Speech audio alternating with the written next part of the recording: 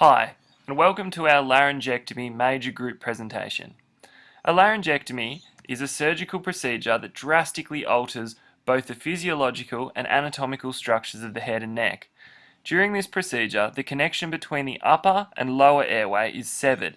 A patent airway is created that connects the lungs and trachea to a stomach that is located in the medial anterior aspect of the neck and provides ongoing ventilation to the patient. As a result, the oral and nasal cavities are henceforth solely responsible for the delivery of nutrition and hydration via the esophagus. Indications for a tracheostomy include upper airway obstruction, inability to manage secretions, severe swallowing dysfunction, to facilitate ventilation support, and as an adjunct to major head and neck surgery or trauma. Surgical intervention is often a last resort and is only considered once less invasive measures such as dietary modifications, radiotherapy, and chemotherapy options have been exhausted. It is important to note that the laryngectomy procedure will often be performed in conjunction with the resection of some type of malignancy, often a cancer, to prevent any ongoing symptoms that may occur due to the remnants of a malignant growth. The search conducted for laryngectomy-related clinical practice guidelines, or CPGs, incorporated 10 search sites in total, including 4 databases, 3 clinical guidelines search sites, and 3 other websites.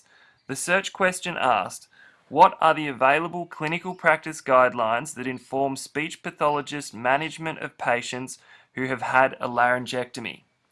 In order to maximize the number of articles yielded, a concept map was formulated which included Boolean operators and truncations. However, at times these were limited in order to narrow the search field.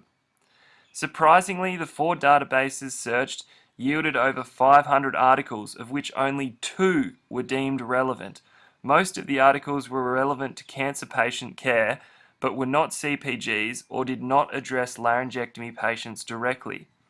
A majority of relevant articles were yielded from other websites such as Google, the American Speech Language and Hearing Association, and the Royal College of Speech and Language Therapists, where 6 relevant CPGs were uncovered. Over 1,000 articles were yielded in total, and from this a list of 9 relevant CPGs were obtained. The Speech Pathology Australia Laryngectomy Clinical Practice Guidelines were critiqued using the Agree-To tool, which was used to assess the quality, methodological development, and information contained within the guidelines. Fundamentally, the SPA Laryngectomy Clinical Guidelines provide a clear and concise recommendation list on how the management and care of laryngectomy patients should be conducted. However, the reliability and validity of those recommendations is significantly affected by the absence of important details such as the views and preferences of the target audience, a detailed search strategy, inclusion and exclusion criteria, and an external review by relevant healthcare professionals. Including these details would significantly improve the overall reliability and validity of the document without necessarily altering the key recommendations contained within.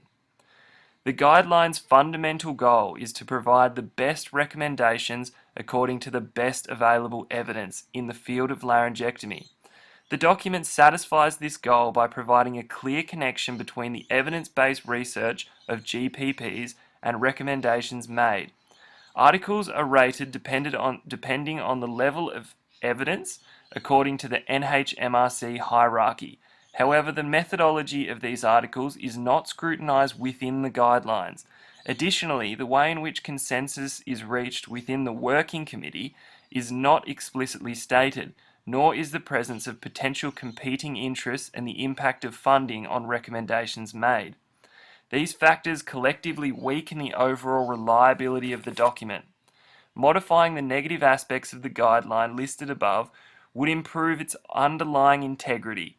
This would reduce the potential for conflicting views regarding best practice evidence and allow users to explore the evidence provided within the guidelines in greater detail.